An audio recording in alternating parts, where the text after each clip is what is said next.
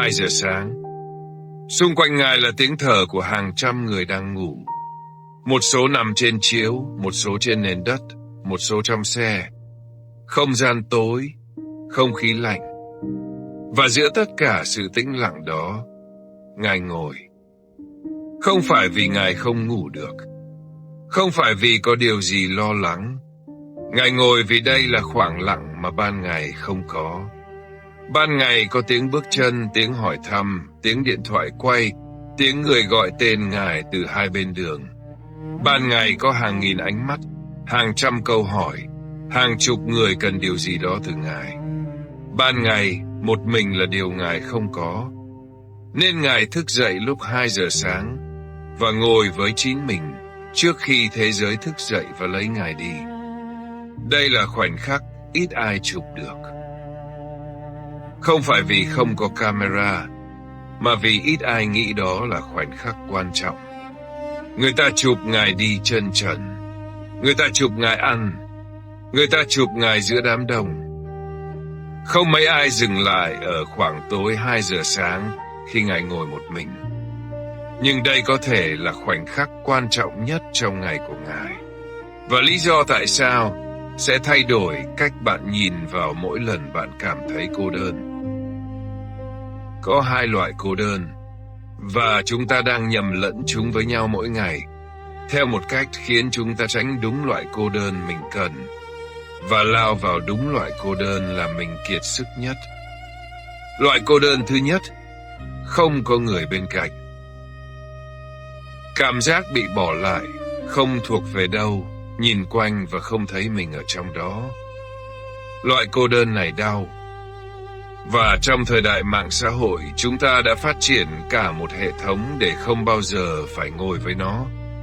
Tai nghe nhạc khi đi bộ, podcast khi nấu ăn, điện thoại khi chờ thang máy, mọi khoảng trống đều có thứ để lấp vào. Cô đơn được điều trị như triệu chứng cần xóa bỏ, không phải như không gian cần được bảo vệ.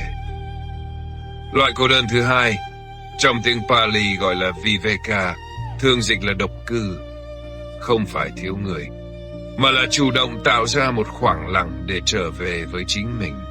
Không phải trốn tránh, không phải tự phạt, không phải vì không ai muốn ở cạnh, mà vì bạn hiểu rằng có những thứ chỉ xảy ra trong im lặng. Và nếu bạn không tạo ra im lặng đó, những thứ đó sẽ không bao giờ có cơ hội xuất hiện. Ngài Minh Tuệ, trong suốt hành trình, đang thực hành loại cô đơn thứ hai, mỗi ngày, giữa đám đông lớn nhất trong cuộc đời Ngài. Và đây là chỗ câu chuyện trở nên khác biệt. Ngài đang ở chỗ đông người nhất trong cuộc đời Ngài. Và đây là lúc Ngài cô đơn nhất, theo nghĩa tốt nhất của từ đó. Mỗi bước chân Ngài đi, có người đi theo. Mỗi nơi Ngài dừng, có người chờ. Mỗi sáng thức dậy, trừ lúc 2 giờ sáng, có hàng trăm mắt nhìn về phía Ngài. Và trong tất cả sự chú ý đó, Ngài vẫn là người bên trong nhất, lặng nhất, không bị cuốn nhất. Người trong đoàn đi cùng Ngài. Họ xúc động, họ khóc, họ chia sẻ cảm xúc với nhau, họ bị kéo theo sóng của tập thể. Còn Ngài vẫn bước đều, cùng tốc độ, cùng hướng, cùng bình tĩnh. Như thể đám đông xung quanh là một phần của con đường, không phải lý do của con đường. Cùng một hoàn cảnh, hai nội tâm hoàn toàn khác nhau. Kênh Bước Chân Vô Ngã được lập ra để kể những câu chuyện như thế này, những góc nhìn mà bạn không thấy trong tin tức, những điều Ngài không nói nhưng đang sống. Nếu video này đang nói đến thứ bạn đang tìm kiếm mà chưa biết tên, nhấn đăng ký để đi tiếp. Và để lại ngay bây giờ, lần cuối bạn thật sự ngồi im với chính mình, không điện thoại, không nhạc, không podcast, là khi nào? Không cần giải thích lý do. Chỉ cần để lại hôm nay, tuần này, tháng trước, hay bạn không còn nhớ. Mình đọc hết. Trong Phật giáo Nguyên Thủy, Viveka không phải một từ mô tả. Nó là một pháp hành có cấu trúc, và quan trọng hơn, nó có 3 tầng. Tầng đầu tiên, Kaya Viveka, thân độc cư. Đây là tầng dễ thấy nhất, cơ thể ở một mình, không có người xung quanh. Nhưng đây cũng là tầng ít quan trọng nhất, vì bạn có thể ngồi một mình trong rừng mà tâm vẫn đang họp hành, cãi nhau, lên kế hoạch, lo lắng liên tục. Tầng thứ hai, Citta Viveka, tâm độc cư. Tâm không bám vào đối tượng bên ngoài, không bị kéo bởi tiếng động, không bị mắc vào câu hỏi, không bị dính vào sự kiện xảy ra xung quanh.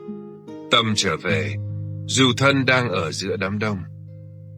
Tầng thứ ba, Upadhi Viveka, độc cư khỏi phiền não. Tầng này không phải kỹ thuật, nó là kết quả của thực hành lâu dài. Khi tâm không còn bị kéo bởi tham sân si như trước, khi cô đơn không còn đau và ồn ào không còn hấp dẫn. Ngài đang thực hành cả ba tầng này, mỗi ngày, mỗi bước, mỗi 2 giờ sáng. Bây giờ hãy nói về thứ cản chúng ta làm điều tương tự. Trong tiếng Pali có một từ papanka, thường dịch là hí luận, hay tâm phân biệt liên tục. Tâm không bao giờ chỉ nhìn, nó bình luận, phân tích, so sánh, phán xét, lo lắng, lên kế hoạch, ôn lại quá khứ, hình dung tương lai. Và môi trường đông người nuôi dưỡng papanka liên tục, vì mỗi người, mỗi cuộc trò chuyện, mỗi ánh mắt đều là đầu vào mới cho tâm tiếp tục bình luận. Đó là lý do tâm bạn kiệt sức sau một ngày nhiều người, dù bạn không làm gì nặng. Không phải vì người ta xấu, mà vì tâm đã phải xử lý liên tục và không có lúc nào nghỉ. Viveka, độc cư không phải tránh người. Nó là tạm dừng papanka, để tâm có cơ hội trở về lắng xuống và thấy rõ hơn. Đức Phật dạy trong nhiều bài kinh, để thiền định thật sự xảy ra, Viveka là điều kiện tiên quyết. Không phải nhân quả tùy hứng mà là cấu trúc. Khi tâm còn đang xử lý kích thích liên tục từ bên ngoài, nó không có đủ độ tĩnh để nhìn vào bên trong. Đây là điều Ngài biết. Và đây là điều 2 giờ sáng của Ngài đang bảo vệ. Lần cuối bạn ngồi im, không có gì để nhìn, không có gì để nghe, không có gì để làm là khi nào? Không phải ngủ, không phải chờ xe. Ngồi im thật sự với chính mình thôi, không điền vào đó bất cứ thứ gì. Hầu hết khi được hỏi câu này, người ta mất vài giây, rồi không nhớ, rồi nhận ra rằng khoảng lặng như thế, khoảng lặng không có mục đích, không có nội dung, chỉ là bạn và hơi thở của mình, đã biến mất khỏi cuộc sống của họ không biết từ lúc nào. Không phải vì họ không muốn, mà vì họ đã học rằng khoảng lặng đó là thứ cần được lấp đầy. Và Viveka, độc cư, không cần rừng núi, không cần tu viện, không cần bỏ việc, bỏ gia đình, bỏ cuộc sống. Nó có thể xảy ra 2 giờ sáng giữa hàng trăm người đang ngủ, hoặc 5 phút trên ban công trước khi nhà thức, hoặc một đoạn đường đi bộ không tai nghe, không podcast, không điện thoại, chỉ có tiếng chân bạn và thứ đang xảy ra bên trong. Viveka là quyết định, không phải địa điểm. Và mỗi lần bạn chọn, không lấp đầy một khoảng trống, thay vì điền tiếng nhạc, điền cuộc gọi, điền tin nhắn, bạn đang thực hành đúng điều đó, dù bạn không biết tên nó là gì. 2 giờ sáng, xung quanh Ngài vẫn là tiếng thở của hàng trăm người đang ngủ. Không gian tối, không khí lạnh. Ngài ngồi. Bây giờ bạn đã biết Ngài đang làm gì. Không phải chờ mặt trời, không phải lo cho ngày mai. Ngài đang ở trong khoảng lặng mà chỉ có Ngài mới tạo ra được. Và chỉ có Ngài mới giữ được giữa tất cả những người đang cần điều gì đó từ Ngài vào lúc mặt trời lên.